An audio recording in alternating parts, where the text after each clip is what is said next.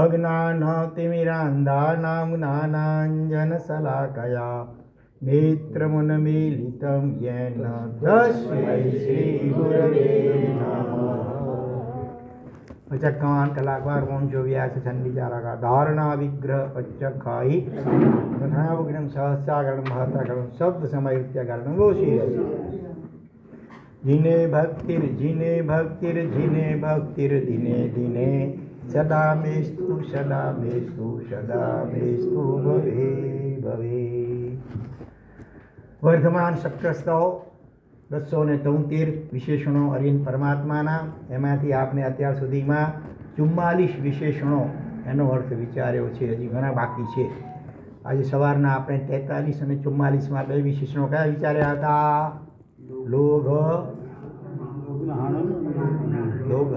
લોહિયાણમ અને લોક પરિવાણમ, લોકનું હિત કરનારા અને લોકને માટે પ્રદીપ સમાન.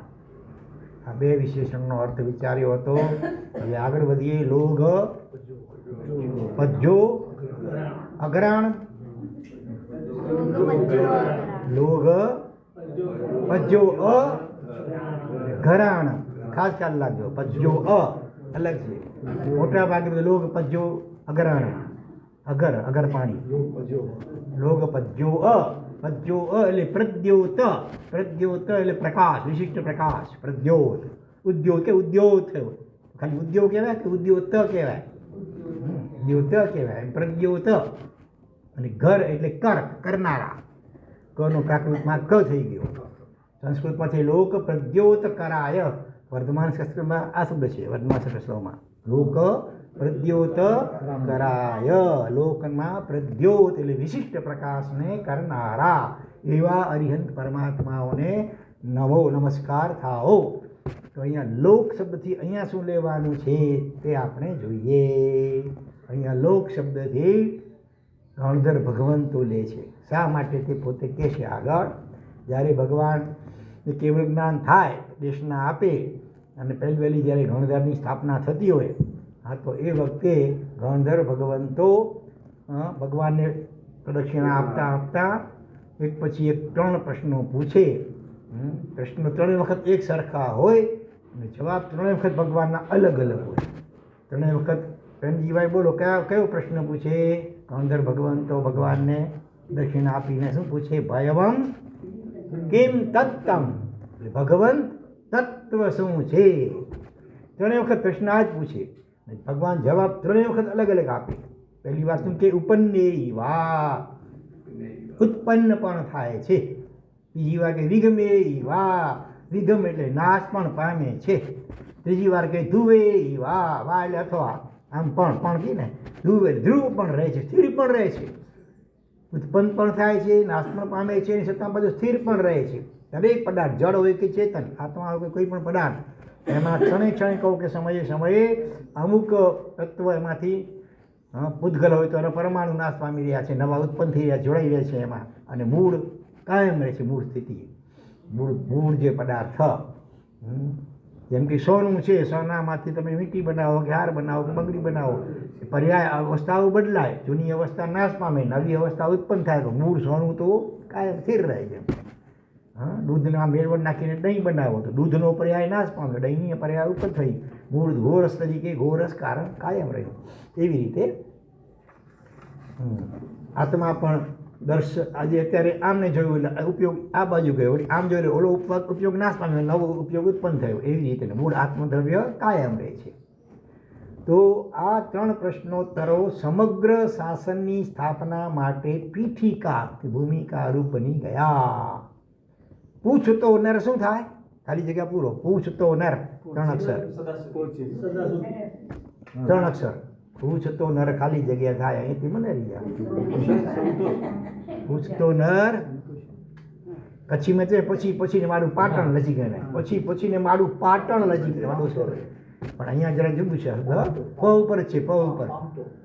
પૂછતો નર ખાલી જગ્યા થાય, પહેલો અક્ષર પ, એની ઉપર મીંડું લગાવો, અનુસ્વાર પમ, પંડિત થાય. પૂછીને માણસ જાણકારી ખૂબ મેળવી, માસ્ટરી મેળવી. પૂછતો નર પંડિત થાય. લખતા લઈઓ નીપજે ભણતા પંડિત થાય, ચાર ચાર ગાઉ ચાલતા લાંબો પંથ કપા. તો આ કહેવતમાં પંડિત શબ્દનો અર્થ અહીં પૂરતો ગણધર સમજવાનો. અહીંયા ભગવાનને આ પ્રશ્ન પૂછ્યા, ભગવાને જે આ 3 જવાબ આપ્યા અને ભગવાનના આશીર્વાદથી, કૃપાથી અને સાથે પોતે અગાઉ બાંધેલું ગણધર નામકર્મ એ એમને ઉદયમાં એ વખતે આવે છે. ગણધર નામકર્મ શેનાથી બંધાય? એ પોતાના કુટુંબની ચિંતા ન કરે, પોતાના ગામ નગર વગેરેની કે પોતાની જ્ઞાતિ કે સમાજ એની પણ હિત ચિંતા કરે સાચી, એ ગણધર નામકર્મ ઉપાર્જન કરી શકે. આખા જગતના સર્વ જીવોની ચિંતા કરી સાચી, એ તીર્થંકર નામ ઉપાર્જન કરે. પણ જગતના સર્વ જીવોની પણ પોતાનો સમાજ પોતે, જેમ કચ્છી સમાજ કે ગજ કે એ જ પોતાનું જે વર્તુળમાં પોતે હોય, પોતાનું ગામ, પોતાનું નગર, પોતાની સોસાયટી વગેરે વગેરે એની સાચી હિત ચિંતા જો કરે તો શક્ય છે કે એ ગણધર નામકર્મ ઉપાર્જન કરી શકે. તો ગણધર ભગવંતોએ પૂછેલા પ્રશ્નો અને પ્રભુ મુખે નીકળેલા ઉત્તરોએ શબ્દ શાસનનું સર્જન કર્યું. શબ્દ શાસન એટલે અહીંયા દ્વાદશાંગી 12 અંગસૂત્રો, જેમાં 14 પૂર્વોનો પણ સમાવેશ થઈ જાય છે. 12મા માત્ર એક અંગસૂત્રની અંદર જેમના હૈયે જિજ્ઞાસા પ્રગટી હતી તે ઉત્તર મેળવવા અધિકારી બન્યા. ઉત્તરાધિકારી શબ્દનો આ રીતે પણ અર્થ કરી શકાય. આપણે વ્યવહારમાં ઉત્તરાધિકારી કોને કહીએ? જેના પછી જે વારસદાર હોય એનો ઉત્તરાધિકારી. બીજી રીતે વિચાર, ઉત્તર વત્તા અધિકારી, ઉત્તરનો અધિકારી. ઉત્તરાધિકારીમાં ઉત્તરનો અર્થ પછી, આના પછી આ, બરોબર. અહીંયા ઉત્તર એટલે જવાબનો અધિકારી. તો અહીંયા ભગવાને ગણધરોએ પ્રશ્ન પૂછ્યા અને ભગવાન દ્વારા એના ઉત્તર મેળવવાના તેઓ અધિકારી હતા. બીજા કોઈને આ શબ્દો કે આપણને ઉપરની વાત આપણે તો કંઈ સમજીએ નહીં. તો પોતાની પણ ભૂમિકા યોગ્યતા કે લાયકાત તો હોવી જોઈએ. અહીં એક મજાનો પ્રશ્ન થાય કે પ્રભુએ કહેલા 3 પદો આમ જુઓ તો સામાન્ય ક્રિયાપદો છે, ઉત્પન્ન થાય છે, નાશ થાય છે અને સ્થિર રહે છે, બરોબર. 4 વેદના પારગામી વિદ્વાન બ્રાહ્મણો હતા બધા ગણધરો. એને માટે આ શબ્દો કંઈ નવા તો ન હોય, એને ક્યાં સાંભળ્યા હોય, વાંચ્યા હોય. આ શબ્દો અગાઉ અનેક વાર તેમણે સાંભળ્યા જ હશે, પરંતુ ત્યારે શબ્દો જ રહ્યા. ભગવાનના મુખમાંથી નીકળ્યા એની વિશેષતા છે. ત્યારે આ ક્ષયોપશમ થયો, બરોબર. તો એમાંથી દ્વાદશાંગીની રચના નથી પહેલાં, પણ તે જ 3 પદોને જ્યારે પ્રભુ મુખેથી ઝીલ્યા ત્યારે શબ્દ બીજમાંથી દ્વાદશાંગીનું વિરાટ વૃક્ષ ઊભું થઈ ગયું. કેવળ અંતર્મૂર્તમાં 48 મિનિટથી પણ ઓછા સમયમાં વિરાટ શ્રુત સર્જન માટેની શક્તિ ખીલી ઉઠી. આ શક્તિપાત થયો. ભગવાને જાણે કે એમાં શક્તિનું સંક્રમણ કર્યું. શક્તિપાત 3 પ્રકારે થાય. અહીંયા આજ્ઞાચક્ર કે અહીંયા બ્રહ્મરંધ્રમાં આશીર્વાદથી થાય અને કૃપા દ્રષ્ટિથી પણ થાય, કોઈ શબ્દ કે મંત્ર આપવાથી પણ થાય અને એક દ્રઢ હૃદયમાં સંકલ્પથી પણ થાય. આ શબ્દ દ્વારા જાણે કે શક્તિપાત થયો. એટલે શબ્દ આપનાર પણ એવા પાવરફુલ જોઈએ ને. ભગવાન કેવલજ્ઞાની વિતરાગ હતા એટલે એમાં અચિંત્ય અનુશક્તિ હતી. એટલે એમના મુખથી જ્યારે આ શબ્દો સાંભળ્યા ત્યારે જ એ દ્વાદશાંગીનું સર્જન શક્ય બન્યું. પ્રભુ સિવાય અન્ય કોઈ સોર્સ દ્વારા આ જ પદો સાંભળવા મળે અથવા પ્રભુ મુખે આ જ પદો ગણધર સિવાય અન્ય કોઈને સાંભળવા મળે તો આવું સર્જન થઈ શકતો નથી. આપનાર પણ પાવરફુલ જોઈએ ને, સામે ઝીલનાર પણ પાત્ર જોઈએ. આનો અર્થ એ થયો કે ગણભર ભગવંતોની અતિ વિશિષ્ટ બીજ બુદ્ધિ. બીજ એક દાણું વાવો અને કેટલા હજાર સેંકડો થઈ જાય ને. ભગવાને માટે 3 પદો બીજ રૂપે આપ્યા અને એમાંથી વિરાટ શ્રુતનું સર્જન થયું. એટલે ગણધરોની અતિ વિશિષ્ટ બીજ બુદ્ધિ અને પ્રભુના વચનનું પ્રવાહ, આ બંનેનું જોઈન્ટ વેન્ચર. એટલે મિનિંગ ઓફ વેન્ચર એટલે સંયુક્ત ઉપક્રમ. વેન્ચર એટલે એનું નામ આ દ્વાદશાંગી. દ્વાદશ એટલે 12 અંગસૂત્રો. આ ચારાંગ ખાણાંગ સમવાય ભગવાન બધા આપણા શરીરના 8 પગ અંગો છે ને, એવી રીતે આ આગમને પુરુષની આપવામાં આવી. 45 આગમ અને પુરુષને આપવામાં આવી અને જુદા જુદા આગમોને ભગવાનના હાથ, પગ, મુખ, પીઠ વગેરે સાથે સરખાવ્યા છે. નરેન્દ્રભાઈ મોદીએ ભારતના ઉજ્જવળ ભવિષ્યની આગાહી કરતા એક ત્રિપદી આપી છે. ભગવાને જે ત્રિપદી આપીને એમ ભારતના વડાપ્રધાને પણ ત્રિપદી આપી. તો આઈટી ઇઝ, જો કે આપણે 2 દિવસ પહેલા આવી ગયું હતું એ સમીકરણ. આઈટી પછી આગળ બોલો. IT plus IT is equal to IT. હવે એનું વિસ્તાર કરો તો આઈટી પહેલી આઈટી થી શું લેવાનું? Information technology. પછી બીજા આઈટી થી શું લેવાનું? હે? Indian talent. અને ત્રીજું ઇન્ડિયા. બોલો, કોઈ યાદ રાખી ગયું? ઇન્ડિયા ટુમોરો, ભારતનું ભાવિ, આવતીકાલ. ટુમોરો એટલે બરોબર. એક બાજુ ટેકનોલોજી હોય, ટેકનોલોજી, બીજી બાજુ એને સમજનારો વિદ્યાર્થી એવો હોશિયાર હોય તો પછી વિશિષ્ટ કંઈ સર્જન થાય, કંઈ નવી શોધ થાય વિજ્ઞાનમાં. ટેકનોલોજી તો છે પણ એને યોગ્ય ટેલેન્ટ ને બુદ્ધિશાળી વિદ્યાર્થી ન હોય તો ન થાય. ટેલેન્ટ કોઈનામાં બુદ્ધિશાળી હોય પણ એને યોગ્ય એવા સંજોગો ટેકનોલોજીનો ન મળે, સાધન, કોમ્પ્યુટર, મોબાઈલ કશું ન હોય તો ન કરી શકે કાંઈ. એટલે બેનો સંયોગ થાય તો ભારતનું વિશિષ્ટ ભાવિ સર્જન થઈ શકે, નવી શોધખોળ થઈ શકે. તીર્થંકર ભગવંતોનું કેવળ જ્ઞાન એટલે કહીએ કે બીજી શબ્દમાં ઇન્ફોર્મેશન ટેકનોલોજી. એનો ક્લાઇમેક્સ એટલે પરાકાષ્ઠા. ગણધર ભગવંતોની અપ્રતિમ બીજ બુદ્ધિ એટલે શની પરાકાષ્ઠા કહેવાય? ટેલેન્ટ માટે કયો શબ્દ ગુજરાતીમાં 3.5 અક્ષરનો શબ્દ? ખાલી જગ્યાની પરાકાષ્ઠા. 3.5 અક્ષર જોઈએ, 2 ની બુદ્ધિ તો 2 છે. પહેલો અક્ષર પ થી શરૂ થાય. પપ્પા પપ્પા કંઈ જોડાયેલું પડો. પહેલો અક્ષર 1.5 અક્ષર છે, અડધો અક્ષર પ છે. પ્ર ચાલો. ખાલી જગ્યાની ગણધર ભગવંતોની અપ્રતિમ બીજ બુદ્ધિ, પ્રતિભાની પરાકાષ્ઠા. પ્રતિભા, પ્રજ્ઞા, બંનેનો સમન્વય થતાં જ સર્જાયું ભવ્ય જીન શાસન. પ્રભુના કેવળ 3 શબ્દોએ. હજી એક ત્રિપુટી. ભગવાને કોને પ્રતિબોધ 3 શબ્દો દ્વારા?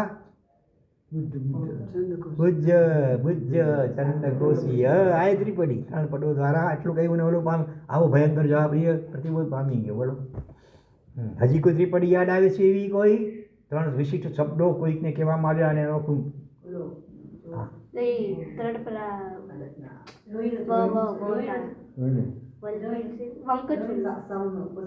ચિલાતી પુત્ર. અટક ગલામાં અહીં સુધી આવી અટકી ગયા. કયા 3 શબ્દો હતા? ઉપસમ, વિવેક અને સંબર. બસ આ 3 શબ્દો ચિંતિત જાગી ગયા. આપણે ક્યારે જાગશું? સાલી બધે ખાલી નાથ, બેટા નાથ આવ્યા છે શ્રેણી, એટલા ચિંતન જાગી ગયા. બોલો, કરવું છે અતિ સોહેલું પણ કરવું છે અતિ. આ એક વાક્યથી જાગી ગયા. કોણ? ધન્નાજી જાગી ગયા. અસ્થિ ચર્મ મય દેહ મમ તામે જૈસી પ્રીતિ ऐसी जो रघुनाथ में होत नहीं भव भीति. આ એક શ્લોકથી કોણ જાગી ગયા? ગોસ્વામી તુલસીદાસ. પહેલા ઇન્દ્રિયોના દાસ અને ગુલામ હતા, પછી ગો એટલે ઇન્દ્રિયોના સ્વામી બની ગયા. પત્નીએ ટોણા રૂપે આ એક શ્લોક કયો, એના ઉપર ચિંતન કરીને જાગી ગયા. કેમ તુલસીભાઈ, આપણે ક્યારે જાગશો? જાગેલા છો? જાગેલા છો તો સારું. પછી આગળ હજી કહીએ તો અંતિમ ફેરા હૈ. બસ નાવિક દ્વારા બોલાયેલું વાક્ય અંતિમ ફેરા હૈ. અને ઓલા જાગી ગયા લાલા બાબુ લગભગ. પછી હજી એક વાક્ય. કયું વાક્ય? बाबूजी बाबूजी शाम ढल गई अंधेरा छा गया अभी तक दिया नहीं जलाया. એક વાક્યથી પણ ઓલા બાબુ કલકત્તાના જાગી ગયા. હજી એક શબ્દ. હા, સ્વામીનાથ દૂત આવ્યો છે. કોણ જાગી ગયા એનાથી? પ્રસન્નચંદ્ર રાજર્ષિ લગભગ. એટલે પેલા રાજા હતા ને, તું તેના થોડો વાર. હજી એક શબ્દ ખાલી. બોલો, જૈન નથી દ્રષ્ટાંત, આવી હિન્દુઓનો છે. ચોરીમાં કયો શબ્દ? સાવધાન. કુંવર મહારાજે કહ્યું સાવધાન. અને કોણ જાગી ગયા? સ્વામી રામ તીર્થ. હવે એક શબ્દ, એક વાક્ય કે એક શ્લોકથી ઘણા જાગી ગયા. આપણે તો વ્યાખ્યાનો સાંભળીએ છીએ, ક્યારે જાગશું? 25 વર્ષ થઈ ગયા. હા, વર્ષોના વર્ષો વીતતા ગયા. તો વૈશાખ માસની અજવાળી 11 બનેલી શાસન સ્થાપનાની ઘટના એટલે લોક પજ્યો ગરાણમ પદનો અર્થ વિસ્ફોટ. અહીં લોક શબ્દથી માત્ર વિશિષ્ટ મતિવાળો ગણધર પદને યોગ્ય એવો જીવ લોક સમજવાનો છે. લોકથી અહીંયા ગણધર ભગવાન, કારણ કે સામાન્ય પ્રકાશ તો પ્રદીપથી મળે. જો એક અહીંયા વાત કે સૂર્ય કરતાં દીપકમાં એક વિશેષતા છે, બોલો ચડિયાતો કોઈક અપેક્ષાએ, કઈ અપેક્ષાએ? સૂર્ય કરતાં એક દીવો એ કઈ અપેક્ષાએ ચડિયાતો કહી શકાય? જ્યાં સૂર્ય ન પહોંચે ત્યાં દીપક પહોંચી જાય. આમ ગુફા માર્ગે ત્યાં સૂર્યનો પ્રકાશ ન પહોંચે તો દીવો એવું છે. તો રાતમાં પણ દીવો આવી જાય ને, અને રાતના ક્યાં આવે છે? એનો તો ફિક્સ ટાઈમ છે ને. તો હા, એ અનેક રીતે ઘટાડી શકાય, બરોબર. એટલે તો ભગવાનને જે આપણો જે વિચારમાં ભુવન ઈવમ વીરમ મંગલાચરણમાં ભગવાન ભાવી નમસ્કાર કર્યો, ભગવાનનું વિશેષણ મૂક્યું ભુવનમાં પ્રદીપ સમાન. પછી ત્યાં વિવેચનમાં જણાવ્યું કે ભાઈ પ્રદીપની ઉપમા કેમ આપી? સૂર્યની ઉપમા આપી હતી ને. તો ત્યાં પછી આ ખુલાસો કર્યો, જ્યાં ન પહોંચે રવિ ત્યાં પહોંચે કવિ, ને જ્યાં ન પહોંચે કવિ ત્યાં પહોંચે અનુભવી. એવી રીતે સૂર્ય પણ ન પહોંચે ત્યાં પહોંચે પ્રદીપ, દીપક. તો અહીંયા છતાં પ્રદીપ કરતાં પણ પ્રદ્યોત વિશેષ. પ્રદીપ એટલે સામાન્ય પ્રકાશ, હા, અને પ્રદ્યોત એટલે વિશિષ્ટ પ્રકાશ. લોકાલોક અને લોક અને તણે કાળ બધું દેખાય એમાં, એવો પ્રકાશ કેવળ જ્ઞાનનો એ પ્રદ્યોત. અથવા અથવા દ્વાદશાંગીનું જેમાંથી સર્જન થઈ જાય એવો પ્રકાશ. તો સામાન્ય પ્રકાશ તો પ્રદીપથી મળે, પ્રદ્યોત એટલે વિશિષ્ટ પ્રકાશ. તે બધાને ન જ થાય. એક સામાન્ય શબ્દ પણ વિશેષ વ્યક્તિ માટે વિશેષ અર્થ સમૂહ સુધી લઈ જનારો બની શકે. દાખલા જો આ એક એક વિશેષણ છે, બરાબર. હવે આપણે વિચાર સામાન્ય શબ્દ વિચારી લઈએ બહુ બહુ, તો આટલું વિવેચન કાનાઓના પાના ભરીને એનો એવો ક્ષયોક્ષમ. તો એક વ્યક્તિ માટે જે શબ્દ જનરલ વર્ડ હોય, સામાન્ય લાગે, એ જ કોઈક વ્યક્તિ માટે એ જ શબ્દ શું હોઈ શકે? મોબાઈલમાં શું હોઈ શકે? એનો તમારી એપ્લિકેશનનો શું હોઈ શકે? શું કયો વર્ડ કહેવાય? વર્ડ પાછળ વર્ડ આવે, ફોરવર્ડ નહીં, પાસવર્ડ. પછી સાંભળ્યું? તો પછી કોઈ પણ કોઈનો મોબાઈલ નંબર હોય કે કોઈ શબ્દ હોય XYZ, એને બજારમાં એના માટે સામાન્ય, બીજા શબ્દો માટે લોકો માટે સામાન્ય હોય. અને ખાસ જે વ્યક્તિએ એણે પોતાના પાસવર્ડ તરીકે એને ગોઠવ્યો હોય તો એની માટે વિશિષ્ટ શબ્દ છે. આ ત્રિપદીએ ગણધરોના આત્મામાં વિરાટ ક્ષયોક્ષમ પ્રગટાવીને વિરાટ શુદ્ધ સર્જનનું જાણે કે સોફ્ટવેર શું કર્યું? અંદર ઇન્સ્ટોલ કર્યું. એકવાર સોફ્ટવેર ઇન્સ્ટોલ થઈ જાય પછી ઘણું એનાથી ખુલી શકે ને બધું. હા, આજની નવી પેઢીને નવી શૈલીમાં સમજાવવું પડે ને, અને મોબાઈલ ને કોમ્પ્યુટરની શૈલીમાં સમજાવવું પડે તો મજા આવી જાય. આ ક્રિકેટની ભાષામાં સમજાવવું પડે ક્યારેક, તો ક્રિકેટ રસિકને મજા આવે, નહીં તો બધા કેટલાકને ચોંકા આવે પછી. તો શ્રી ગણધર ભગવંતોને પણ શ્રુતગ્રાના વર્ણના વિશિષ્ટ ક્ષયોક્ષમ અને ઔત્પાતિકી આદિ પ્રકારની બુદ્ધિના પ્રતાપે પ્રભુ મુખે નીકળેલી ત્રિપદીમાંથી ષડદ્રવ્ય આદિ અને જીવ આદિ તત્વો અંગે વિશદ, વિશિષ્ટ અને વિસ્તૃત બોધ પ્રગટે છે. વિશદ, વિશિષ્ટ અને વિસ્તૃત બોધ પ્રગટે છે. વિશદ નિર્મળ, ચોખ્ખું, ક્લિયર, ક્લીન, અને વિશિષ્ટ એટલે એક્સ્ટ્રાઓર્ડિનરી, અને વિસ્તૃત એટલે વિસ્તારવાળું. અહીંયા ઔત્પાતિકી બુદ્ધિના 4 પ્રકાર કયા છે, અને અભયકુમાર ચારે બુદ્ધિના ભંડાર હતા. ઉત્પાતિકી, વૈનિકી, કાર્મિકી અને પારિણામિકી. 4 પ્રકાર છે બુદ્ધિના, ખબર છે? ઉત્પાતિકી ઓચિંતું આમ ફૂરી આવે, આમ કંઈ વિચાર્યું હોય, વાંચ્યું ને સાંભળ્યું ઓચિંતું, કોઈ પ્રશ્ન પૂછે ઓટોમેટિક ઓચિંતું જવાબ આવી જાય. ઔત્પાતિકી બુદ્ધિ કહેવાય. વૈનિકી એટલે ગુરુ કે વડીલો એનો વિનય કરવાથી જે ક્ષયોક્ષમ થાય. એક જ ગુરુના 2 શિષ્યો હતા, એક વિનયી ને બીજો અવિનયી. ઘટના એકની એક હતી, બંને અર્થઘટન જુદું જુદું કર્યું, અને વિનયી શિષ્યએ અર્થઘટન કર્યું એ પ્રમાણ થયું હતું, અવિનયીએ કર્યું ન થયું. પછી એનાથી ગુરુ પક્ષપાત કરતા લાગે છે, એને પ્રાઇવેટમાં કંઈ વધારે શીખવાડતા હશે, અને મનને ઓછું શીખવાડવા. હકીકતમાં એવું નહોતું, ગુરુ માટે બંને સરખા, બંનેને સાથે શીખવાડતા હતા, પણ ઓલામાં યોગ્યતા જ નહોતી. શું કરી? અવિનયી હતો. બન્યું એવું હતું કે એક સ્ત્રી એનો અથવા મોટી ઉંમરના અને એનો દીકરો પરદેશ ગયો હતો ઘણા વર્ષોથી, પાછો હજી કંઈ સમાચાર નહોતા. એ જમાનામાં કે મોબાઈલ કંઈ હતા નહીં સાધનો કંઈ એવા. એટલે કુદરતી હવે આ બે છોકરાઓ જ્યોતિષનું ભણીને તાજા નીકળેલા હતા. કુદરતી એક છોકરો બે ભેગા હતા, બે મિત્રો હશે કે વિદ્યાર્થીઓ હતા. એકને પૂછ્યું માજીએ, અને એ જ વખતે એનો પાણીનો ઘડો માથા ઉપર હતો ને નીચે પડ્યો ને ફૂટી ગયો, પાણી ઢોળાઈ ગયું. ટોલાએ શું અર્થઘટન કર્યું? અભિનય શિષ્ય શું અર્થઘટન કર્યું? માજી હવે તમારા દીકરાના નામનું નાઈ નાખો. આ ઘટના સૂચવે છે તમારો દીકરો મરી ગયો છે. હવે બસ તમે મને પૂછ્યું ને આ ઘટના ઘડો તૂટ્યો એટલે તમારો દીકરો મરી ગયો. માજીને બહુ આઘાત લાગ્યો. હા, પાછળથી પછી બીજાને પૂછ્યો છે, માજી ચિંતા ન કરો, તમારો દીકરો આજે જ તમે મળવો જોઈએ. ઘટના એકની એક. કેમ મળવું જોઈએ? ખરેખર મળ્યો એ જ દિવસે એનો દીકરો આવી ગયો. એકની એક ઘટના. વિનયી શિષ્યને બરાબર પરિણમ્યું, ઓલા એ ન પડ્યું. કેમ? વિનય અવિનયનો આ ફરક. વૈનયિકી બુદ્ધિ. એણે શું વિચાર્યું કે માટીનો ઘડો માટીમાં મળી ગયો, માતા બેનનો દીકરો આજે મળવો જોઈએ. બરોબર? આ વૈનયિકી બુદ્ધિ કહેવાય. ઉત્પાદકી, વૈનયિકી, કાર્મિકી બુદ્ધિ. Practice max main perfect. કોઈ પણ કર્મ વારંવાર કરતા હો તો ધીરે ધીરે એમાં એક્સપર્ટ બની જવાય. કોઈ પણ વિષય હોય તો એક કર્મ કરવાથી, પછી કુંભાર હોય કે કોઈ પણ એક્સવાય, કોઈ સુતાર, લુહાર, સંગીતકાર, કંઈ પણ શરૂઆતમાં હાર્મોનિયમ શીખવું તો એ જોવું પડે. અહીંયા બહુ તોય નથી સરખું. અને આવડી જાય એક્સપર્ટ થઈ રોજ રોજ કરતો હોય પ્રેક્ટિસ. અને શું કહેવાય સંગીતની પ્રેક્ટિસ શું કહેવાય? રિયાઝ. વારંવાર રિયાઝ કરતો હોય. ગવઈ હોય પણ રિયાઝ કરે. બરોબર? તો પછી તો આમ જોતો હોય, વાતો ચોપડી વાંચતો હોય, વાતો કરતો ને અહીંયા બરાબર. એવી રીતે કોમ્પ્યુટર તમારે થાય ને, ટાઈપિંગ કરવું હોય તો બી આમ બધું બરાબર થાય.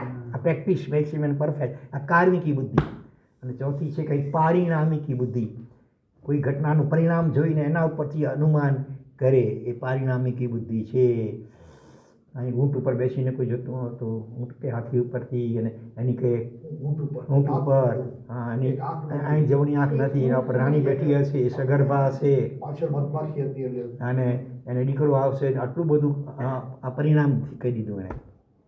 ચાલો, તો ઉત્પાદકી આદિ પ્રકારની બુદ્ધિના પ્રતાપે પ્રભુ મુખે નીકળેલી ત્રિપદીમાંથી સદ્દ્રવ્ય આદિ અને જીવ આદિ તત્વો અંગે વિશદ વિરાટ અને વિસ્તૃત બોધ પ્રગટે છે. આ ત્રણ પદોના તો શું લેવાનું મન થઈ જાય? 4 અક્ષરના. હા, એ સમજી ગયા. હું તો હજી આમ કહેવા જતો ઓવારણા, આમ કરે ને ઘડિયાળ ઓવારણા બેનો લે. આ 3 પદોના, કારણ કે એક નાનકડા બીજમાં આખું વૃક્ષ ધરબાયેલું. વડનું બીજ કેટલું હોય? આટલું હોય. અંદરમાં કેટલો સમાયેલો છે ને, જળ આખો વિરાટ. ભરૂચનો કબીર વૃક્ષ યાદ કરો કે કેટલા વિસ્તારમાં ફેલાયેલો છે તેમ. હા, અને સૂક્ષ્મ નિગોદમાં રહેલું આત્મા આટલું, અને એ પણ ભગવાન સિદ્ધ પર હરિયત કે સિદ્ધ કે કેવલી ભગવંત બની શકે છે. બરોબર? આપણા દરેકમાં પણ એવું કેવું જ્ઞાન ધરબાયેલું જ છે. તેમ આ 3 પદોમાં સમગ્ર જીન શાસન ધરબાયેલું હતું. આ ત્રિપદીનું કેમિકલ એનાલિસિસ કરવાનું મન થાય. કેમિકલ એનાલિસિસ એને ગુજરાતીમાં કેવો હતો? રાસાયણિક પૃથક્કરણ. પ્રભુ એટલે પરોપકારનું ખાલી જગ્યા. એ શબ્દ છે અંગ્રેજીના. 2 શબ્દ ભેગા મળ્યા. ચાલો, બીજો શબ્દ હાઉસ. પ્રભુ એટલે ખાલી જગ્યાના હાઉસ. હાઉસ એટલે ઘર. 3 અક્ષરનો શબ્દ છે. Power house. પરોપકારનું પાવર હાઉસ. ઇલેક્ટ્રિકનું પાવર હાઉસ હોય ને, આખા શહેરને ઇલેક્ટ્રિક મળતી હોય. પોતાના તીર્થંકર નામક્રમના ઉદય સ્વરૂપે શાસન સ્થાપના થાય છે. એક ઇન્સ્ટિટ્યૂટ એટલે સંસ્થા સ્થપાય, પછી એનું મેનેજમેન્ટ બોડી જોઈએ. બરાબર ને? કોઈ પણ સંઘની સ્થાપના, પછી એના પ્રમુખ, ઉપપ્રમુખ, ખજાનચી, મંત્રી બધું નિમવું જોઈએ. અને તેમની આગેવાની હેઠળનો ચતુર્વિધ સંઘ. પહેલાં ગણધર ભગવંતો, બરાબર, એ મેનેજમેન્ટ માટે, અને એમની આગેવાની હેઠળ ચતુર્વિધ સંઘ, એ એની આખી બોડી થઈ. હવે ઇન્સ્ટિટ્યૂટનું સંચાલન કરવા માટે મેનેજમેન્ટને કેટલાક બાય લોઝ જોઈએ, એની કાયદાઓ, એને આપણે બંધારણ કહીએ. કોઈ પણ સંસ્થાનું બંધારણ, ટ્રસ્ટ ડીડ આજની ભાષામાં, કે જેની મર્યાદામાં રહીને એનું સંચાલન થાય. ભારતનું પણ છે ને બંધારણ. તે માટે શાસ્ત્રોની જરૂર પડે. આગમો કે દ્વાદશાંગી એ આખું જીનશાસનરૂપી સંસ્થા. હા, એના સ્થાપના તીર્થંકર પરમાત્મા. પછી એમણે જવાબદારી મુખ્ય સંચાલન સોંપી ગણધર ભગવંતોને. અને એની બોડી સ્વરૂપે બધા કારોબારી સભ્યો વગેરે તમે જે કહો તો બધા ચતુર્વિધ સંઘ છે. પછી સંસ્થા ચલાવવા માટે વિટામિન એમ મિલકત પણ જોઈએ, 7 ક્ષેત્રો બધા મિલકત છે, સ્થાવર અને જંગમ તીર્થો વગેરે બધું. અને બંધારણ જોઈએ તો આ દ્વાદશાંગી. અને એ બંધારણનું ક્યારેક અર્થઘટન કરવું હોય, ઘણી એવી કલમો હોય, હવે એનું કયું અર્થઘટન તો સુપ્રીમ કોર્ટનું જજ પછી જે છેલ્લે નિર્ણય આપે તે, બરોબર ને. હા, એવી રીતે અહીંયા ઉપાધ્યાય ભગવંત છેલ્લે આચાર્ય ભગવંત પણ ઉપાધ્યાયની ભગવંત સલાહ લે. હા, એટલે એ કે પછી એ પ્રમાણે થાય. અને બંધારણમાં પણ ફેરફાર કરવો હોય તો સુપ્રીમ કોર્ટ વગેરેની જેની સત્તા એ કરી શકે, અથવા તો આ બધી લોકસભા વગેરે મળીને એ કરી છે. છેલ્લે સુપ્રીમ કોર્ટનું જજ કરાવે. એવી રીતે આગમોમાં દ્રવ્ય ક્ષેત્ર કાળ ભાવ પ્રમાણે અપવાદ, ક્યારે અપવાદનું વગેરે લેવું, એ બધી સત્તા આચાર્ય ભગવંત મુખ્યત્વે આભારી હોય. તો IIM કદાચ ગણતરીના સ્ટુડન્ટ્સને મેનેજમેન્ટ શીખવે છે. What is IIM? મેનેજમેન્ટ. એમ એટલે મેનેજમેન્ટ શીખવે છે વિદ્યાર્થીઓને. Institute of management. બે વખત આવી છે. IIM, Indian institute of management.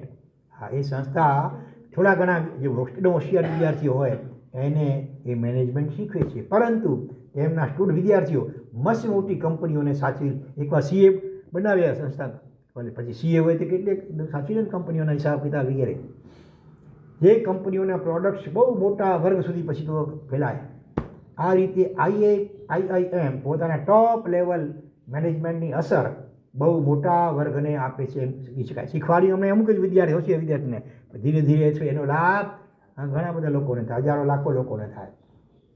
એમ પ્રભુની પ્રદ્યોક્તતા એને માત્ર ગણધર ભગવંતો ઝીલી શકે છે, પણ તે ગણધરો દ્વારા પ્રવાહિત થયેલી શાસ્ત્ર પરંપરા અને શ્રવણ પરંપરા આખા સંઘને અને વિશ્વને સાચવી લે છે. આ રીતે પ્રભુની પ્રદ્યોક્તતાનો લાભ આપણને પણ મળે છે. ગણધર ભગવંતો પછી એમના શિષ્યો વગેરે શીખ પહેલું જંબુસ્વામી, પ્રભુસ્વામી, એમ પાઠ પરંપરાએ પછી પણ બીજા ઘણા આચાર્ય ભગવંતો થતા રહ્યા. કલિકાલ સમય હેમચંદ્રાચાર્ય ભગવંતો, શિષ્ય દિવાકર સુરી હોય, હા, પછી આ હીરસુરી જગતગુરુ હીરસુરી મહારાજ હોય, કે પછી હરિભદ્ર સુરી મહારાજ હોય, કે ઉપાધ્યાય અશોકજી મહારાજ વગેરે, જેમણે ઘણા શાસ્ત્રો વગેરે રચ્યા. આ વિશ્વમાં શક્તિ અને ઉર્જાના ઘણા સ્ત્રોતો છે, પણ દરેકનો મૂળ સ્ત્રોત કોણ છે? બોલો. આ જગતમાં જેટલી શક્તિઓનો ઉર્જાઓ છે, શક્તિ એનો મૂળ સ્ત્રોત કોણ? વ્યવહારિક ભગવાનની વ્યવહારિક દ્રષ્ટિએ સૂર્ય. હા, સૂર્યમાંથી શક્તિ પછી ઉર્જા. આજે પણ સોલાર સિસ્ટમ વગેરે હોય છે ને. અને હા, દરેકનો મૂળ સ્ત્રોત સૂર્ય. આ માણસના દેહમાં આહાર, આપણે શક્તિ શેનાથી આવી? આહારથી, શરીરમાં, બરોબર. હવે એ આહાર એટલે વનસ્પતિ, અનાજ વગેરે. વનસ્પતિ વગેરેમાં પણ સૂર્યના તડકાને ઝીલી અને શું કહેવાય, પેલો અંગ્રેજી કયો વર્ડ આવશે, એની પ્રક્રિયા દ્વારા કેલેરીઝ, વિટામિન્સ વગેરે આવ્યા, પ્રોટીન, આ તે બધું. ખોટો? ફોટોસિન્થેસિસ પ્રક્રિયા છે ભાઈ, એના દ્વારા. એટલે શક્તિનો મૂળ સ્ત્રોત શું થયો? સૂર્ય. આપણને શક્તિ ભલે ખોરાક દ્વારા મળે છે, પણ ખોરાકમાં શક્તિ ક્યાંથી આવી? સૂર્યના કિરણો દ્વારા, પ્રકાશ દ્વારા. તો વિશ્વના કોઈ પણ ખૂણે ઝળકતો જ્ઞાન વૈભવ દેખાય કે વહેતી શુદ્ધ ગંગા જણાય તો એનું મૂળ ગણધર ભગવંતો સાથે સંબંધ હોય છે. ગણધર ભગવંતો તીર્થંકર ભગવંત સાથે. એક માણસે અંધારિયા ઓરડામાં રહેલી કેટલીક મીણબત્તીઓને પ્રગટાવી અને ઓરડો આખો પ્રકાશિત થઈ ગયો. તેમ પ્રભુ વીરે વૈશાખ સુધી 11 પવિત્ર દિવસે ઇન્દ્રભૂતિ, ગૌતમ આદિ 11 મીણબત્તીઓ પ્રગટાવી. 11 ભગવંતો એટલે 11 મીણબત્તીઓ પ્રગટાવી. હા, અને સમસ્ત લોકમાં એના પ્રકાશનો લાભ થયો. આ રીતે પ્રભુ ગણધર લોકના, એ દ્વારા સમસ્ત લોકના પ્રદ્યોતક છે. ડાયરેક્ટ તો ગણધર ભગવંતોના પ્રદ્યોતક, પછી એનો લાભ આપણને બધાને પણ મળી રહ્યો છે અત્યારે. તો પ્રાર્થના કરી હવે ભગવાને છેલ્લે, હે લોક પ્રદ્યોતક. અમે કેવા છીએ કે દેખીતી બાબતોમાં પણ ગેરસમજણની પૂરી સંભાવના રહેલી હોય, બરાબર ને. દેખીતી બાબતમાં પણ હા, ગેરસમજણની પૂરી સંભાવનાઓ રહેલી હોય છે. મારા ચોમાસાનો પ્રવેશ હતો, સમય માટે આખું ગામ ઉમટ્યું હતું. હજી મારા સાહેબ આવ્યા નહોતા, થોડા લેટ થઈ ગયા હતા. કોઈક યુવાને દોડાવ્યો બધા જલ્દી જઈને જા જોઈ આવો મારા સાહેબ ક્યાં પહોંચ્યા છે. ઓલો ગયો પાછો આવીને કહે છે કે મારા સાહેબ તો નદીમાં પાણી પીતા હતા. અરે બાપ રે! હા, ગામના લોકો આ મારે કેવા નદીમાં પાણી પી છે, હાલો હાલો ભાઈ આપણે. પછી આગળ તપાસ કરતાં ખબર પડી નદીમાં પાણી કે નદીનું પાણી નહોતા પીતા, પોતાની રીતે ગરમ પાણીનો ઘડો ખામીના ગામમાંથી આવ્યો લીધો હશે. એનું નદીમાં જ્યાં પાણી નહોતું એવી રેતીમાં બેસી કરીને પાણી પીતા હતા, ગરમ પાણી. અરે આમ નજરે, પેલા છોકરાએ તો નજરે જોયું ને, પેલો તો કહે ને કે હા મેં મારી સગી આંખે જોયું છે. એટલે સાંખી દેખાતી આંખમાં ઘણી આવી ભ્રમ હોય ને ગેરસમજણ હોય. હા, રેલવેના પાટા આપણને કેવા દેખાય છે આમ એ આમ દૂર દૂર જુઓ તો નજીક નજીક આમ, પણ એવા છે નથી ને, સમાંતર છે, બિલકુલ આમ જ છે. જરાય ઓછા સંક્રાંત નથી, છતાં નજર આપણી થકી આપણી આંખ આવી ભૂલથાપ ખવડાવીએ છે નહીં. હા, હરણની આંખ તો ભલે ઉચ્ચારી ભૂલ ખાય કે હોય કંઈ ગરમી રણમાં ને પાણીનો સરોવર દેખાડીએ ને, બોલો આવી રીતે કેટલી વાતોમાં ભ્રાંતિ થાય. આપણને સૂર્યચંદ્ર તારા આટલા આટલા દેખાય, એટલા એટલા છે, કેટલા છે. એટલે આંખની પણ લિમિટ છે. એટલે નજરે જોયેલામાં પણ ગડબડ હોઈ શકે ક્યારેક, આપણી આંખ આવી છે. એવા આ જગતમાં અણદેખી બાબતો અંગેની જે નથી દેખાતો સૂક્ષ્મ આત્મા, પુણ્ય પાપ કર્મ, હા, સ્વર્ગ નરક વગેરે, તો એવી અણદેખી બાબતો અંગેની સમજ હે પ્રભુ આપના સિવાય કોણ આપી શકે. તપાસીને લીધેલા ચકાસીને ગ્રહેલા પદાર્થોમાં પણ છેતરાતા હોઈએ. ખરીદવા જાઓ ત્યારે હોય નકલી સોનું ન હોય, પિત્તળ હોય કે મિશ્રણ હોય, તો એ વેચનાર એવું તમે છે પાછા રજૂઆત એવી રીતે કરે કે લાગે કે ના સાચું છે. છેતરાય. તપાસીને ચકાસીને લીધેલા પદાર્થોમાં પણ છેતરાતા હોઈએ ત્યારે સૂક્ષ્મ પદાર્થો ઉપર ઈલીનો ઠગે લાકડાના લાડુ બનાવે આટલા મોટા મોટા બલબલા અંજાઈ ગયા અને શેઠે લીધું ને પછી બધાને બેસાડ્યા અને ફોડ્યો, અંદર ભૂક્કો નીકળ્યો પોલમ પોલ. સૂક્ષ્મ પદાર્થો ઉપર પ્રકાશ પાથરવાનું ભગીરથ કાર્ય તો આપ જ કરી શકો કે કંદમૂળમાં પણ અનંત આત્માઓ વગેરે વગેરે. પદાર્થોને ઓળખવાનું પણ જ્યાં અમારું ગજવું નથી ત્યાં તેના હેય અને ઉપાદેય વિભાગની તો વાત જ ક્યાં રહી. હિ એટલે તજવા યોગ્ય આત્માને માટે અહિતકારી નુકસાન કરનારું છે. ઉપાદેય એટલે આચરવા યોગ્ય અને જ્ઞેય એટલે જાણવા યોગ્ય નવ તત્વના 3 વિભાગ પાડ્યા. એ ભગવાન સિવાય કોણ આપણને જણાવી શકે. ખાવાના ઘણા પદાર્થો આપે તો ખાવાનું જાણીએ, બીજું કાંઈ નહીં.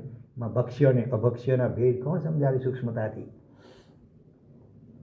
આપના થકી થયેલો લોક પ્રદ્યોત એ અધ્યાત્મ જગતમાં થયેલ વિદ્યુતની શોધ કહી શકાય.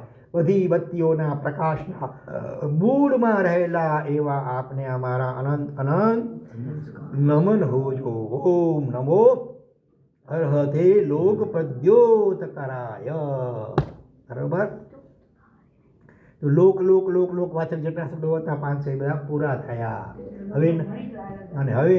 હવે દરેકમાં છેલ્લેમાં દયાણમ દયાણમ દયાણમ આવે છે. એવી નવી સંપદા શરૂ થાય છે. દયાણમ એટલે દેનારા, દયા કરનારા એમ નથી. અહીંયા દેનારા, આપનારા. ભગવાન શું શું આપે છે? અભય દયાણમ, ચક્ષુ દયાણમ, મગ દયાણમ, શરણ દયાણમ, ગોરી દયાણમ, ધમ્મ દયાણમ. 6 થયા.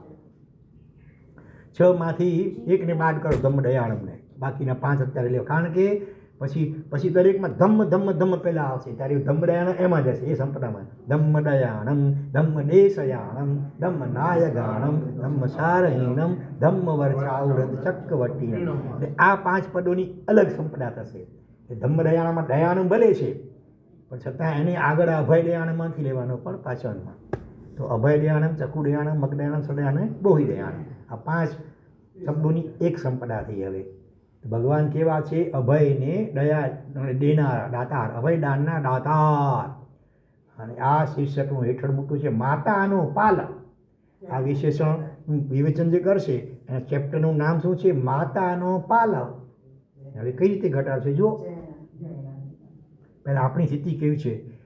ભય શેનાથી આપણને લાગે છે? બરોબર. રસ્તા પરનો કૂતરો ભસે તો ભય પ્રવર્તે છે.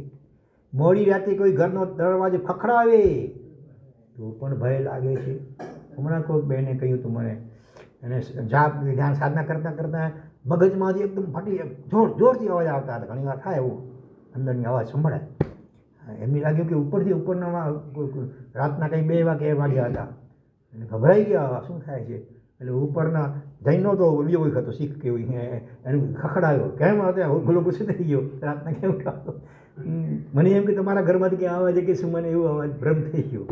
હા, એટલી મોડી રાતે કોઈ ઘરનો દરવાજો ખખડાવે તો પણ ભય લાગે છે. કોણ ગુંડા આવ્યા છે કે કોણ આવ્યું હશે. હા ભાઈ, અમેરિકાથી ફોન આવ્યો હોય રાતના, ત્યાં કેટલા વાગ્યા અહીંયા આવ્યો, રાતનો સમય હોય, ફોન આવ્યો હશે તો નક્કી ફાળ પડે, કંઈ અનહોની થઈ હશે, કંઈ એક્સિડન્ટ થઈ ગયો હશે. ત્યાં બધા સમાચાર આવે કે બાપુ આપણો બાબો સારા માર્કે પાસ થઈ ગયો, શુભ છે, તો રાજી થઈ નાચવા લાગે. પછી એવું છે. કોઈ અચાનક બજાર ગબડી પડવાનો કોઈને ભય છે. હા, પૈસા રોક્યા હોય ખૂબ, ઓચિંતી મંદી આવી ગઈ, ભાવ થઈ ગયા ડાઉન, અને એનો ભય હોય છે. કોઈને રકમ પાછી ન ફરવાનો ફફડાટ છે. રકમ પેલા આપી તો છે આપણે લોનથી રીતે, રકમ નહીં આપે તો આજે કેટલા આવા કેસ બની ગયા.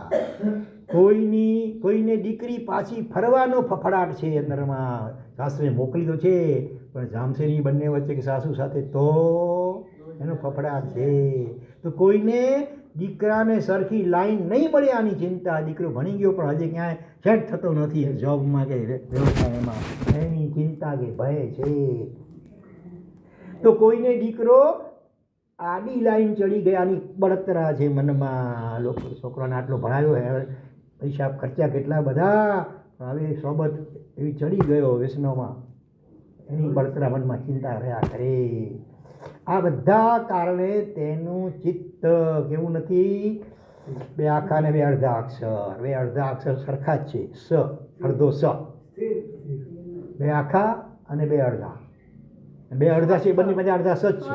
સ્વસ્થ, એનું ચિત્ત સ્વસ્થ નથી. આવી કોઈ પણ ચિંતા હોય, આમાંથી કોઈ એકાદ ચિંતા હોય તો પણ માણસ બેચેન રહે. ચિત્ત નિરાસનમાં, ઉપાસમાં, ધર્મક્રિયામાં, પ્રતિક્રમણ, સામાયિક જાપમાં કોઈમાં ચિત્ત ચોંટે નહીં. તમે બધા સ્વસ્થ તો છો ને ભાઈ. સ્વસ્થ કોને કહેવાય? સ્વમાં સ્થિર હોય, ચિત્ત હોય બરાબર, સ્વ એટલે આત્મામાં. એ ખરેખર સ્વસ્થ તો એ કહેવાય.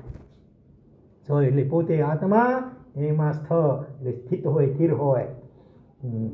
બીજી બધી સુખદ બાબતો પણ આવા સંજોગોમાં કોઈ કામની નવાનું અનુકૂળતા હોય.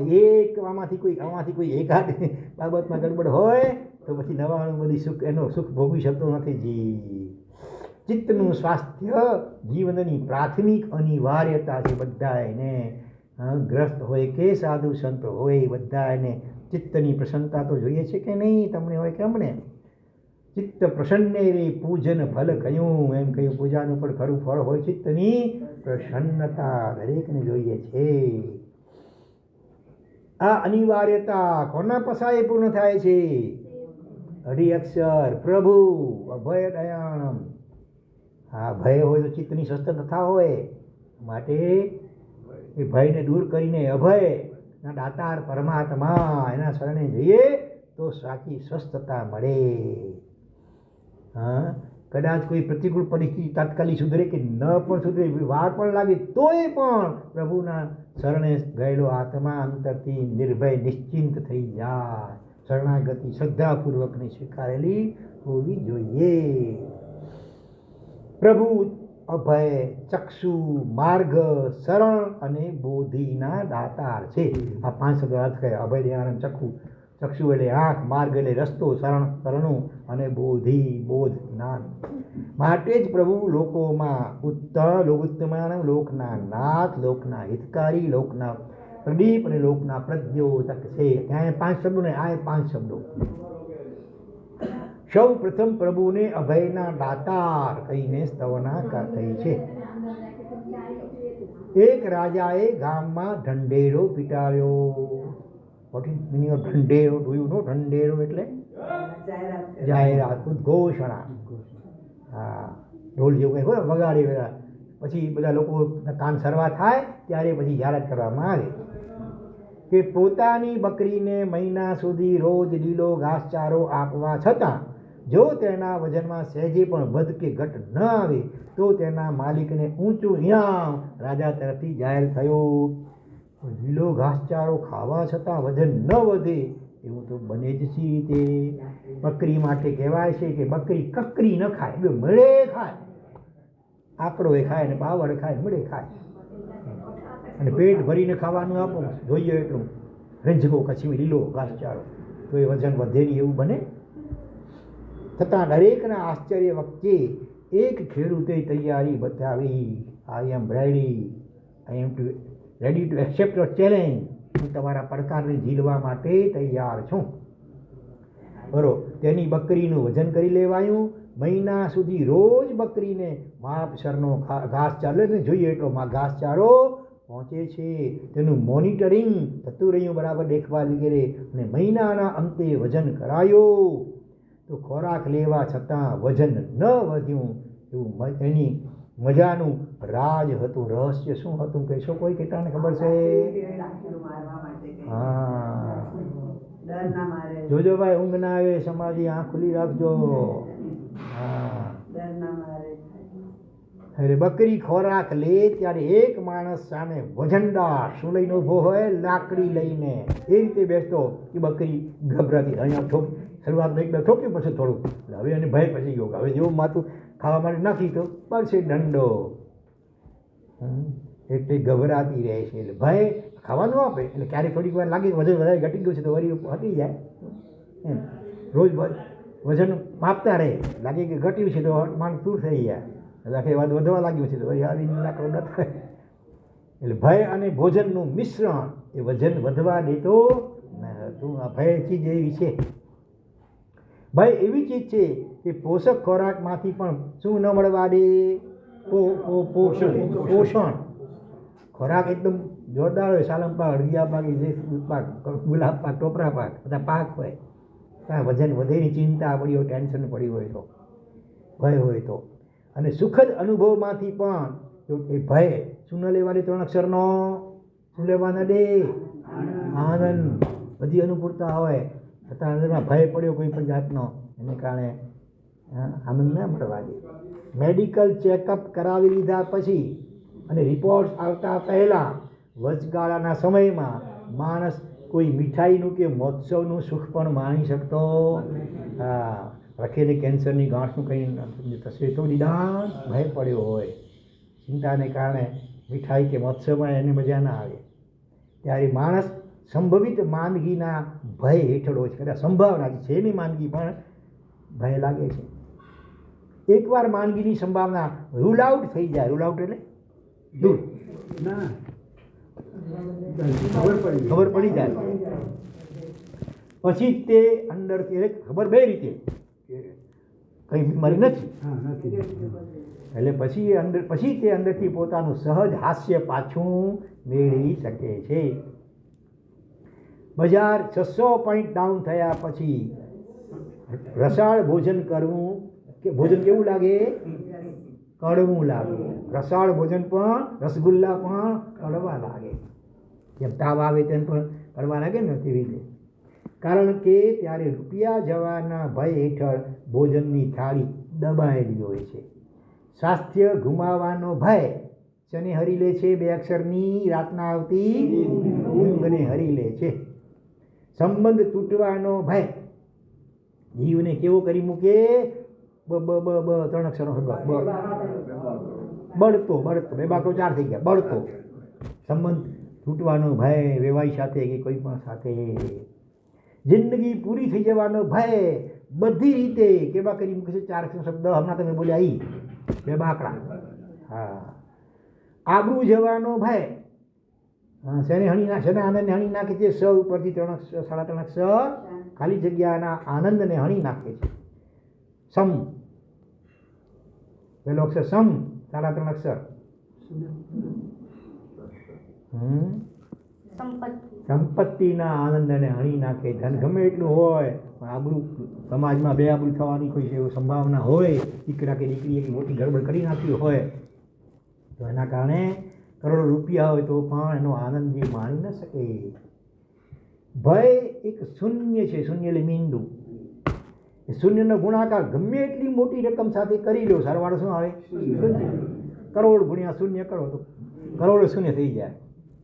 હા, સરવાળો મીંડું ઉમેરો તો કાંઈ નહીં, તો જેટલું સંખ્યા એટલી રહી ભલે.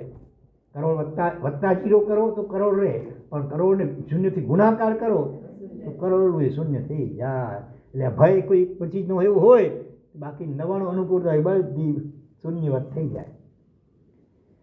આ રીતે વ્યક્તિના સુખ, ચેન અને શાંતિને તથા ઊંઘને હરી લેતો ભય એ એક જાતનો શું કહી શકાય? 4 અક્ષરનો. પહેલો અક્ષર અ હોય તો, છેલ્લો અક્ષર પ હોય તો અ ને પ, વચમાં 2 અક્ષર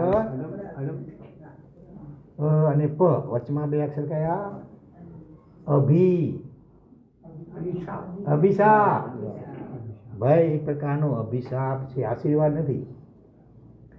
આ સત્યને હવે સામે છેડે જોઈએ તો અભય દશા એ શું છે? એક 4 અક્ષરનો શબ્દ ઓલો અભિશાપ, અને એનો ઓપોઝિટ લઈએ તો 4.5 નહીં 4 અક્ષર જોઈએ. વરદાન. વરદાન છે આપણને. હા, જો ભય નથી તો જીવનમાં કાંઈ ખૂટતું નથી. થોડું ઘણું ઓછું હોય તો ચાલશે, બાય કાંઈ થોડું ઘણું ઓછું, પૈસા ઓછા, નિર્ભય માણસ, કોઈ ચિંતા ટેન્શન ન હોય. પ્રભુ અભયના દાતાર. હવે આ ભયનું આટલું બધું સમજ્યા ને મહત્વ, ભય નીકાળે આપણે કેટલી ટેન્શનના ટીંસામાં હોઈએ છીએ, અને ગમે એટલી અનુકૂળતા હોય કોઈ બધું શૂન્યવત થઈ જાય. હવે એવા ભય બધા આપણા દૂર કરી દેવાનું કોઈ આપણને હિંમત ને આશ્વાસન હૂંફ આપે તો એનો ઉપકાર કેટલો. हाँ, मैं हूँ ना, मैं हूँ ना, कोई चिंता करते हो, डोंट वरी. પ્રભુ અભયના દાતાર છે. આ વિધાન જ આપણા હાશકારાનું મૂળ છે. પ્રભુ બેઠા છે ત્યાંથી વાંધો નથી, કાંઈ વાંકો નહીં થાય. ઘણા આસ્તિક મિજાજીને, એટલે કે આસ્તિક હોય પણ આસ્તિકતાના અનુભવની મિજાજ ન હોય તો એ આસ્તિક મિજાજીને કહેવાય. મિજાજ આમ ખુમારી, આસ્તિકતાનો આમ આનંદ હોવો જોઈએ. ધર્મ સાચો સમજો હોય જે ધર્મને, દેવગુરુ ધર્મને, આનંદ ખુમારી હોય એને. શરીરમાં કે બજારમાં તકલીફ આવે, ધારો કે ધર્મનિષ્ઠ માણસોએ સમજ્યું હોય, બરાબર, એને પણ શરીરમાં બીમારી થઈ શકે. આ બજાર ડાઉન થાય, શરીર આર્થિક તકલીફ પણ થાય, પણ ત્યારે પણ એ પૂરી સ્વસ્થતા સાથે બોલતા હોય છે. શું બોલતા હોય છે? બોલો એક વાક્ય. 4 શબ્દો છે એમાં 2 શબ્દો એક અક્ષરના છે, 2 શબ્દો એક અક્ષરના છે. પહેલો શબ્દ 2 અક્ષરનો, છેલ્લો શબ્દ 5 અક્ષરનો છે. ખાલી પહેલો શબ્દ કહું, બેઠો. બેઠો. હવે એક અક્ષરના 2 શબ્દો છે. બેઠો છે ને, હું નહીં, એનાથી થોડું આશ્વાસન મળે. બેઠો છે ને, ઉપરવાળો. ધીંગ ધણી માથે કયો, ગુણ ગંજે ન રખે. આનંદ ગંજ કે છે ધર્મનાથ ભગવાનના સ્તરમાં, દુઃખ તેરવા વિમલના સ્તવનમાં. દુઃખ દુહગ દૂરે ટળ્યા રે, સુખ સંપદ શું ભેગ. ધીંગ ધણી માથે કયો રે, ગુણ ગંજે નર ઠેઠ. વિમલજી દીઠા લોયણ આજ. ધીંગો ધણી આવો તણ લોકનો 64 ઇન્દ્રોથી પૂજિત, અનંત કરુણાનો સાગર, અનંત કરુણનો ભંડાર, અનંત શક્તિનો સ્વામી પ્રભુ બેઠો છે. શું ચિંતા? પ્રભુ કાંઈ ન કરે એવું બનતું જ નથી. એક અદૃશ્ય શક્તિ રૂપે, એક અતિન્દ્રિય સહાય રૂપે, એક અણદેખ્યા અને વણપ્રીચ્યા સાથ રૂપે આપણો નાથ આપણને સતત ખાલી જગ્યાનો અહેસાસ કરાવીને આપણને ભય મુક્ત રાખે છે. 4 અક્ષરમાં પહેલો અક્ષર છે સ, છેલ્લો અક્ષર છે રા. સ અને રા, વચમાં 2 અક્ષર કયા હશે? આપણને સતત ખાલી જગ્યાનો અહેસાસ કરાવીને આપણને ભય મુક્ત રાખે. સધિયારા, સધિયારાનો અહેસાસ કરાવી. ભગવાન દેખાતા નથી, ભગવાન આમ જોયું તો કંઈક કરતા, પણ ભગવાન કર્તૃત્વ ભાવ નથી, પણ ભગવાનનું શુદ્ધ ચેતના એનું અચિંત્ય પ્રભાવ છે કે જે એનું શરણ સ્વીકારીને ઓટોમેટિક બધા વિઘ્નો, બાધાઓ, અંતરાયો દૂર થવા લાગી જાય. અને કોઈ અતિ નિકાસિત કર્મના ઉડે કોઈ બાધા તાત્કાલિક ન ટળે ને તો પણ ચિત્તની સમતા, સમતુલા, સ્વસ્થતા એ જળવાઈ જાય. ભલે કેન્સર હોય, 3rd સ્ટેજનું, 4th સ્ટેજનું, તો પણ એને એની પરવા ન હોય. જે થાય તે સારા માટે આવું જ વિચાર, પોઝિટિવ થિંકિંગ કરે. ભય એટલે કે જાણે સપ્તફણી નાગ. ભયના 7 પ્રકાર છે ને, પણ સમાન હવે 7 પ્રકાર. હા, અને તે અભયના દાતાર પ્રભુ તે 7 પ્રકારના ભયોની અસરને હરી લે છે. 7 ભયના નામ કોઈ ફટાફટ બોલશો? ટાઈમ થવા આવ્યો છે ને હજી 2 પાના બાકી છે, 3 પાના લગભગ. બોલો.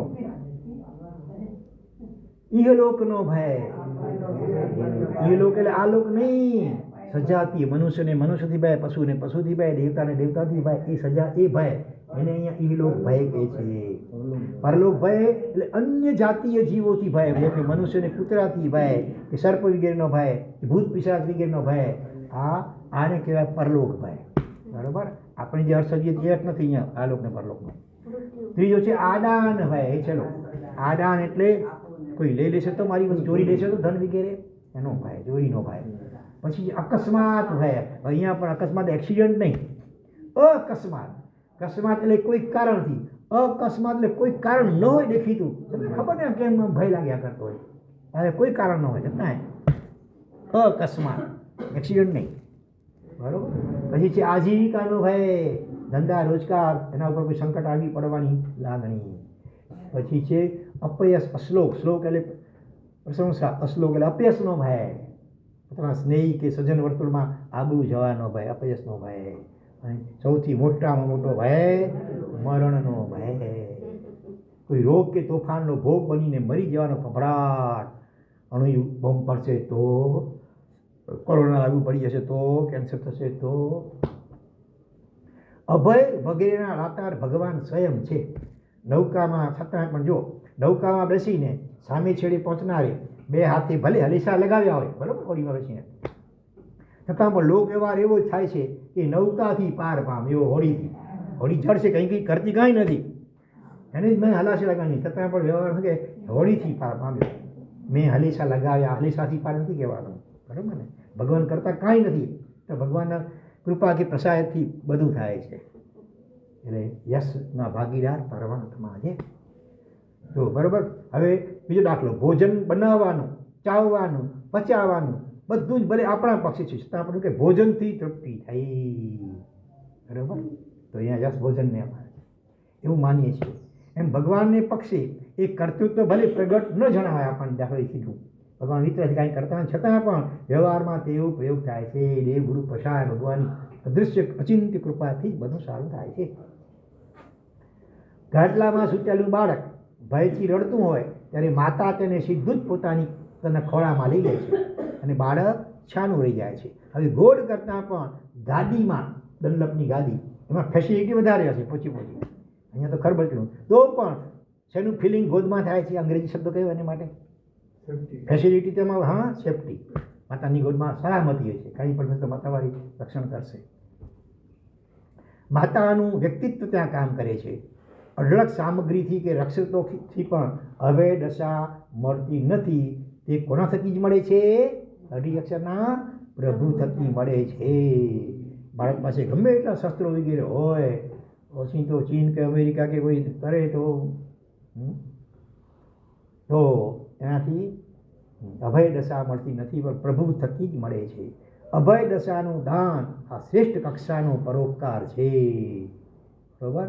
કોઈ માણસ ભયભીત હોય એને આપણે નિર્ભય બનાવી દઈએ તો બહુ મોટો ઉપકાર કહેવાય. પછી નિરાંતે ઊંઘ પણ આવી શકે, નિરાંતે ખાઈ પણ શકે, એ બધું કરી શકે. પંચવસ્તુ ગ્રંથમાં આ વાત સ્પષ્ટ કરી છે. શું? મુત્તુણ અભયકરણમ પરોવયારો નથી અન્નોથી. પરો એટલે કે અભય દાન જેવું બીજો કોઈ મોટો પરોપકાર નથી. કોઈને નિર્ભયતાની પ્રતીતિ કરાવવા જેવો બીજો ઊંચો પરોપકાર કયો? જો ઉનાળાની વળવળતી બપોરે એક માણસ દુકાનમાં આવ્યો, વજનદાર થેલો આપવા આવેલો, તેના ચહેરા ઉપર નીતરતો પરસેવો જોઈને દુકાનના માણસે તેને અંદર બોલાવ્યો. છાશ તૈયાર હતી, એક ગ્લાસ ભરીને તેને આપ્યો.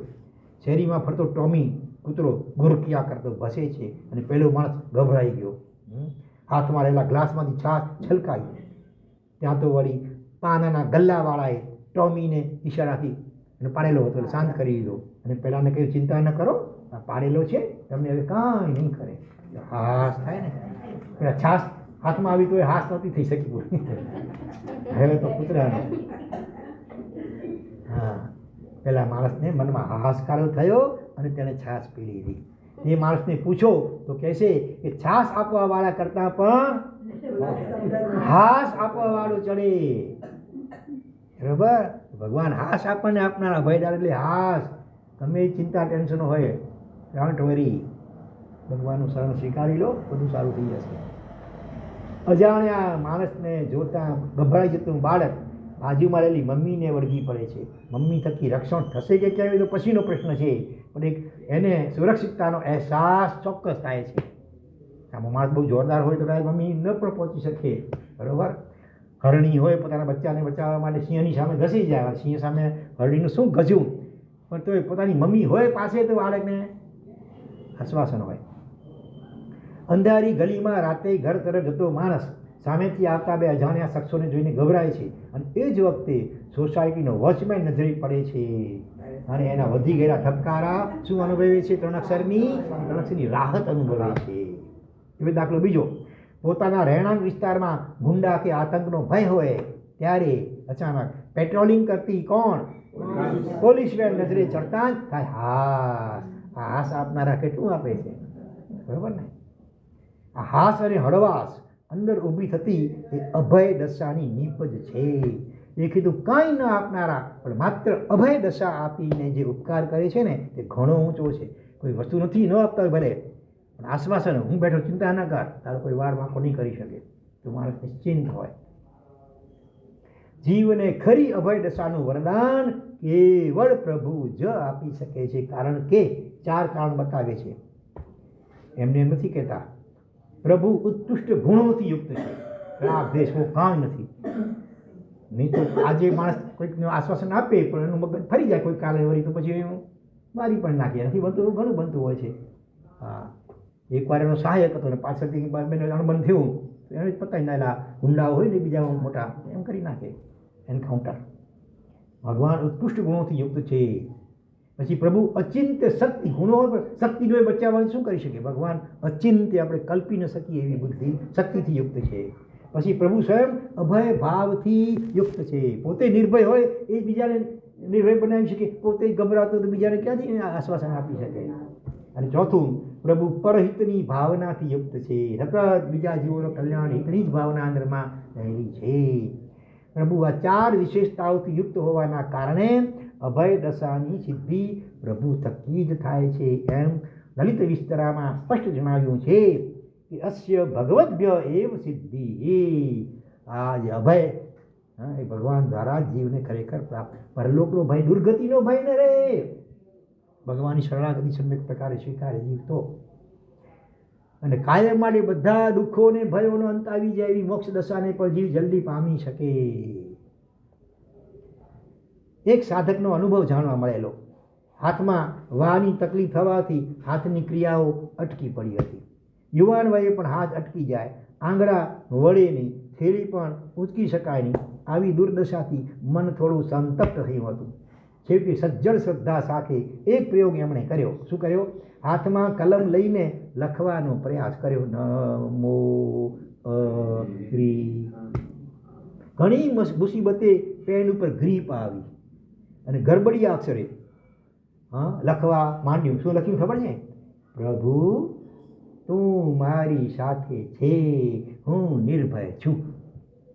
આવું લખવા માંડ્યું. નૌકાર નહીં લખ્યો, પ્રભુ તું મારી સાથે છે અને માટે હું નિર્ભય છું. હવે લખશો, આવું કંઈ કરશો અહીં પણ ચિંતા ટેન્શન ભય હોય ને, આ લખો, પ્રભુ તું મારી સાથે છે માટે હું નિર્ભય છું. આ એક જ વાક્ય તેમણે વારંવાર લખ્યું. સેંકડો વખત આ વાક્ય લખાયું ત્યારે હાથ ઘણો જ નોર્મલ થઈ ગયો હતો. એકદમ પહેલાં જે માંડમાં લખાતું હતું એકદમ વ્યવસ્થિત લખી શકે છે. આ લખવાના શરૂઆતના પાના કરતાં છેલ્લા પાના પરના અક્ષરો પણ વધુ સુવાચ્ય હતા. અને સૌથી મોટી વાત તો એ હતી કે મનમાં કંઈક અલગ જ પ્રકારની હિંમતનો જાણે કે સંચાર થઈ ગયો. ઓટોમેટિક આમ સબકોન્શિયસ માઇન્ડને વારંવાર મળતો રહે સંદેશો. એટલે અભયના દાતારને ભાવુક હૈયે પ્રાર્થના થઈ એમણે એના દ્વારા અને પ્રાર્થના સંભળાઈ અને કામ થઈ ગયું. હમણાં નવકાર લેખનનો ખૂબ પ્રચાર ચાલે છે. અનેક ને અનેક પ્રકારના લાભો થાય છે. એમાં ભાઈંદરના એક ભાઈ મોટી ઉંમરમાં દીક્ષા લીધી, રાજસ્થાનમાં દીક્ષા થઈ, પાછા અમદાવાદ ચોમાસા માટે આવી રહ્યા હતા. કોણ જાણે વિહારમાં રસ્તામાં જ મગજમાં કંઈક બેચેની લાગવા લાગી, પગ પણ સરખા ચાલી શકાય નહીં. અમદાવાદ ચેકિંગ કરાવ્યું, 4થા સ્ટેજનું મગજનું કેન્સર નીકળ્યું સીધું. એટલે એમની સેવામાં અને ડૉક્ટરે કહ્યું કે 4 મહિનાથી વધુ નહીં જીવી શકે. એમની સેવામાં રહેલા મુનિવરે એમને નવકાર લખવાની પ્રેરણા કરી, પણ મગજની સ્થિતિ એટલી ડામાડોળ હતી, એક નવકાર સરખો લખી શકાતો જ નથી. પછી મેં ધોતાઈ નાના બાળકને કેમ સમજાવી પટાવીને એ માંડ આખા દિવસમાં એક નવકાર માંડ લખાયો પહેલે દિવસે. પછી વળી બીજે દિવસે વળી ધોતાવી અને સમજાવી પટાવીને 2 નવકાર લખાયા આખા દિવસમાં. ધીરે ધીરે 3 લખાયા, એમ પછી ધીરે ધીરે કરતા થોડા દિવસમાં આખો દિવસ નવકાર લખતા થઈ ગયા. 4 મહિના પછી ચેકિંગ કરાયો તો કેન્સર ડિલીટ થઈ ગયું કેન્સર. હા, ડૉક્ટર ભાઈ અમારે કોઈ ઉપાય નથી એની પાસે, બોલો. 4 મહિનાથી બધું નહીં જીવે, એને બદલે 8 વર્ષ જીવ્યા. પછી મોટી ઉંમરમાં દીક્ષા લીધી, 8 વર્ષ જીવ્યા. અને એમાં સુરતની અંદર એક ચોમાસામાં 68 ઉપવાસ સળંગ પણ એમણે કરી લીધા. આ લેખનનો પ્રભાવ. તો હવે અચિંત્ય શક્તિશાળી પ્રભુને પામ્યા પછી કોઈ સમસ્યા રહેતી નથી. કહેતા નહીં પ્રભુને કે સમસ્યા કેટલી વિકટ છે. ખાલી જગ્યા પૂરજો. કહેતા નહીં પ્રભુને કે મારી સમસ્યા કેટલી વિકટ છે. કહી દો સમસ્યાને, પ્રભુને સમસ્યાને કહી દો. શું કહેશો કે પ્રભુ મારી નિકટ છે, તું શું કરી શકીશ મને? એવું સરસ વાક્ય છે. કહેતા નહીં પ્રભુને કે સમસ્યા મારી કેટલી વિકટ છે, કહી દો સમસ્યાને કે પ્રભુ મારી નિકટ છે. હે અભયદાતા, બજારમાં મારું પોર્ટફોલિયો સાચવનારા હજી મળી જાય. What is portfolio? શેરબજારનું કંઈક છે આઈટમ. ભલે મારા પોતાના દીકરાને સાચવનારા, સંભાળનારા, ભણાવનારા હજી કદાચ મળી જાય. મારા શરીર અને સ્વાસ્થ્યની જવાબદારી લેનારા પણ કોઈ વૈદ ડૉક્ટર કદાચ મળી જાય. મારા મનની સ્વસ્થતાની જવાબદારી કોણ લે?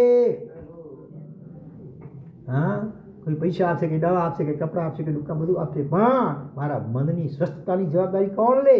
એ કક્ષા તો માત્ર ને માત્ર આપની જ.